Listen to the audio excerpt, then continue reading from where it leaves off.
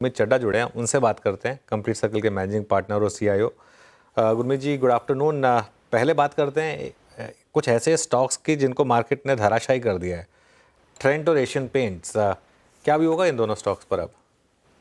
अनुज, अगर आप देखेंगे ट्रेंड का मार्केट कैप ग्रोथ Q3 से FY20 के कोविड के बाद से, तो मार्केट कैप 65% के कैगर से बढ़ा है। और जो प्रॉफिटेबिलिटी है और रेवेन्यू है वो 35-40% के कैगर से बढ़ा है। तो पी एक्सपेंशन हुआ है। जब आप 80-90-100 के पी पे होते हो, तो थोड़ा भी अगर मिस है, आप 40-45% ग्रो कर रहे थे, अब आप 34-35% इस क्वार्टर ग्रो किए हो, बहुत अच्छी बात है, अच्छा नंबर है। बट वो बड़े बेस में क्या होगा, आप 40-50% ग्रोथ नहीं निकाल पाएंगे।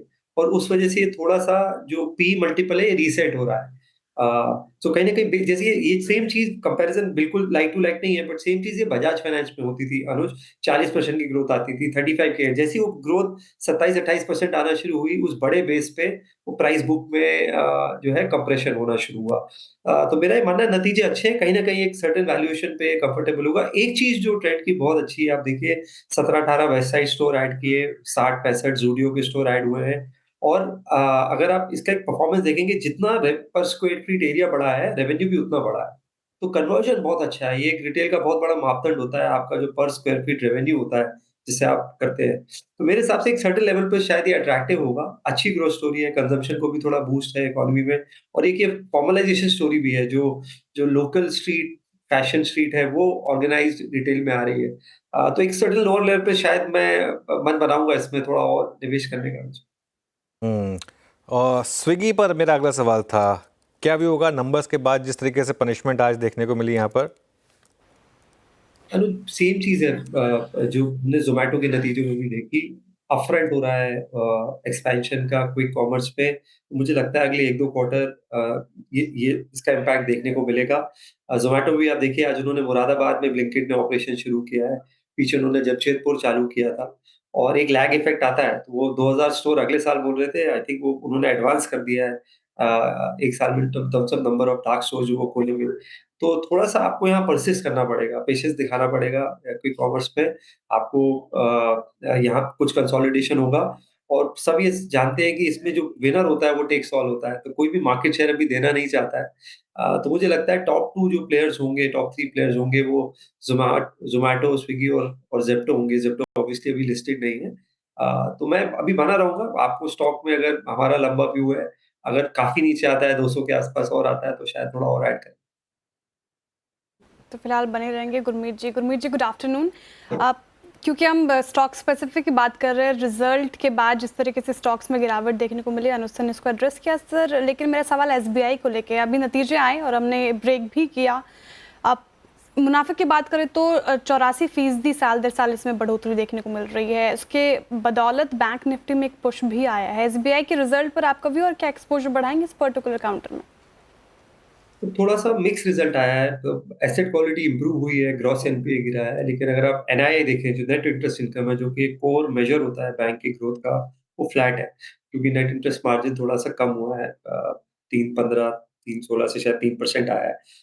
तो कहीं न कहीं बाज़ार ये देखना चाहेगा कि निम जो है वो बॉटम आउट हो और उसपे प्रेशर ना आए, 3 के नीचे ना जाए। थोड़ा-सा आरबीआई पॉलिसी है कल, तो वो भी हमें देखना पड़ेगा। मुझे लगता है आरबीआई का थोड़ा कंस्ट्रक्टिव रुख रहने वाला है। और लायबिलिटी साइड एसबीआई अच्छा कर रहा है। करीबन-करीबन 52 लाख करोड़ का डिपॉज़िट बेस हो गया, तो अपने आप में एक बहुत बड़ा इंजन है। और थोड़ा-सा उन्होंने जो पर्सनल लोन है, जो उनका एक्सप्रेस क्रेडिट डिवीज़न है, वहाँ पे उन्होंने थोड़ा स्लो किया है। लेकिन जो गोल्ड लोन है, कॉर्पोरेट लोन है, होम लोन है, वहाँ पे वो अच्छा कर रहे हैं। तो मुझे लगता है अगर बैंक थोड़ा मेजर्ड ग्रोथ करता है, जब एनवायरनमेंट ओके होता है, तो एक अच्छा साइन है। उसमें उसको बहुत ज़्यादा क्वार्टर ऑन क्वार्टर रीड नहीं करना चाहिए। मेरे हिसाब से स्टेडी रिजल्ट है। मैं शायद थोड़ा-सा और खुश होता अगर निम मेंटेन करते और एनआईआई में ग्रोथ आती। ये जो प्रॉफिट ग्रोथ आई, वो कम प्रोविजनिंग की आई। पिछले क्वार्टर बहुत ज़्यादा प्रोविज़न किया था, 5,000 करोड़ का। इस क्वार्टर प्रोविज़न कम किया है, बट एसेट क्वालिटी अच्छी है। तो जब भी क्रेडिट ग्रोथ बढ़ेगी और निम स्टेबल होगा, तो नंबर्स में वो दिखाई देगा। तो मैं न्यूट्रल हूँ। मैं ना ऐड करूँगा, ना डिलीट करूँगा अभी। और ज़्यादा रीज़नेबल है अभी। आप देखिए 1.1 के बुक वैल्यू पे है, तो स्टॉक बहुत ज़्यादा एक्सपेंसिव नहीं है। ठीक है, स्टॉक बहुत ज़्यादा एक्सपेंसिव नहीं है, न्यूट्रल रहेंगे आप।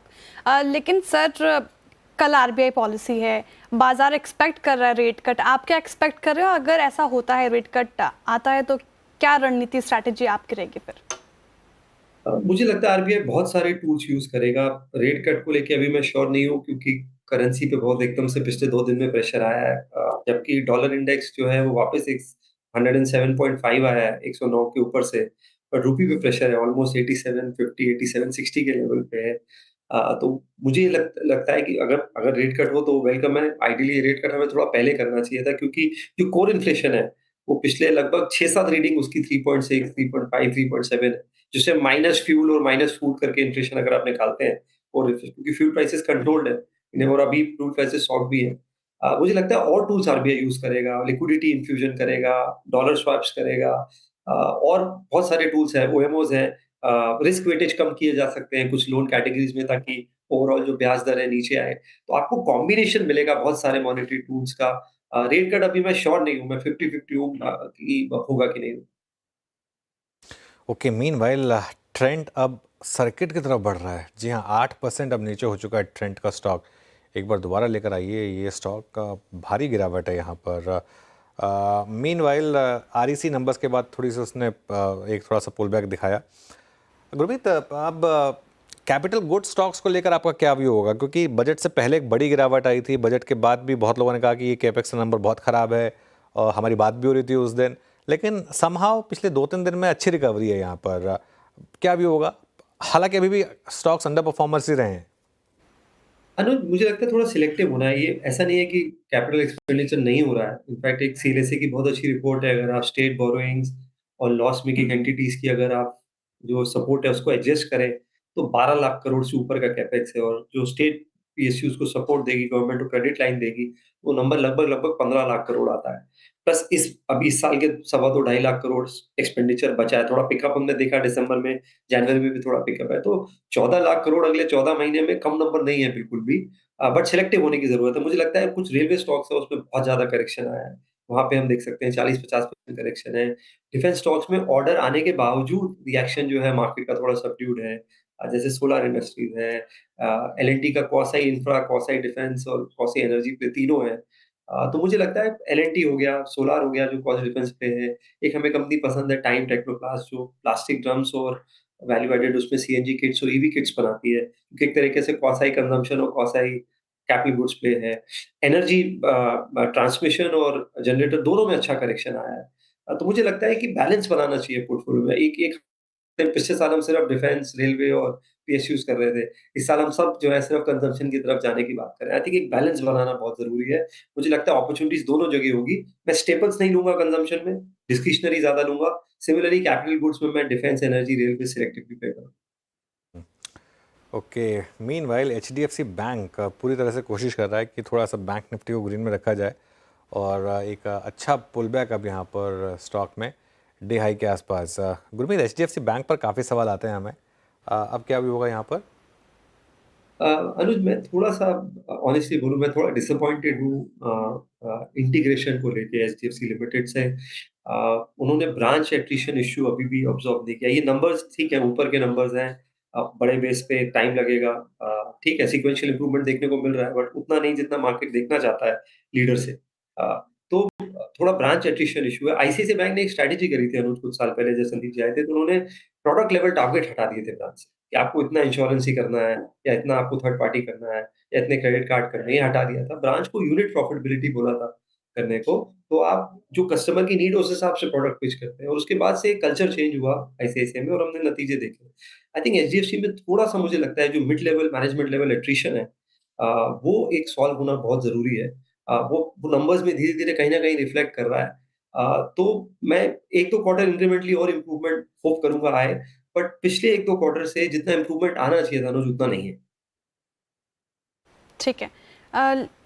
सर, आपने बात की कि जिस तरीके से अभी पिछले साल हमने पीएसयू डिफेंस स्टॉक्स के ऊपर बेट लगाया और इस साल फिर कंजप्शंस के ऊपर लगा रहे हैं। आपने कहा कि पोर्टफोलियो थोड़ा डाइवर्सिफाई रखना चाहिए। आप कैसे मेंटेन कर रहे हैं पोर्टफोलियो? थोड़ा उस पे प्रकाश डालें।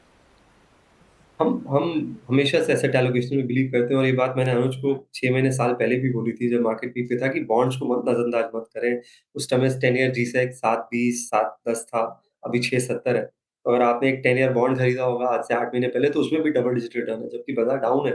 पिछले 6 महीने में। तो हम अभी भी एडवोकेट कर रहे हैं कि थोड़ा-सा बैलेंस और हाइब्रिड अप्रोच रखिए, पोर्टफोलियो डाइवर्सिफाइड रहिए, थोड़ा-सा लार्ज कैपिश रहिए, वहाँ मार्जिन ऑफ सेफ्टी ज़्यादा है। सिमिलरली हमने थोड़ा-सा गोल्ड भी ऐड किया है, मल्टी एसेट अप्रोच रखते हैं हम, क्योंकि जब इतना वर्ल्ड में टर्मॉइल हो टैरिफ को लेके, ग्लोबल टैरिफ वॉर है, यूएस का डेट 36 ट्रिलियन है, तो गोल्ड एक सेफ हेवन का भी काम करता है। तो थोड़ा एक्सपोज़र आप गोल्ड और बॉन्ड्स में भी रखिए, ड्यूरेशन बिल्ड करिए पोर्टफोलियो में और लाइफ पोर्टफोलियो को थोड़ा डाइवर्सिफाइड रखिए, मार्जिन ऑफ सेफ्टी रखिए। मेरा ये मानना है ये साल थोड़ा टफ है और बट अपॉर्च्युनिटीज़ हैं, बट आपका एक्सपेक्टेशन अर्ली डबल डिजिट होना चाहिए या हाई सिंगल डिजिट होना चाहिए। ये 25-30% वाला साल नहीं है और अगर आप पोर्टफोलियो को उस तरीके से पोज़ीशन करेंगे, तो रिज़ल्ट्स अच्छे आएँगे और अगर आपने 2 साल अच्छा रिटर्न कमाया और 1 साल अगर आपका अर्ली डबल डिजिट आता है, तो ये बहुत अच्छा नतीजा है ओवर अ 3-4 ईयर पीरियड। ठीक है, बहुत-बहुत शुक्रिया गुरमीत जी हमारे साथ जुड़ने के लिए, तमाम सवालों का जवाब देने के लिए बहुत शुक्रिया आपका। और बाज़ार पे नज़र डाल ले तो अभी निफ्टी फ़िलहाल 104 अंक गिरकर डे लो से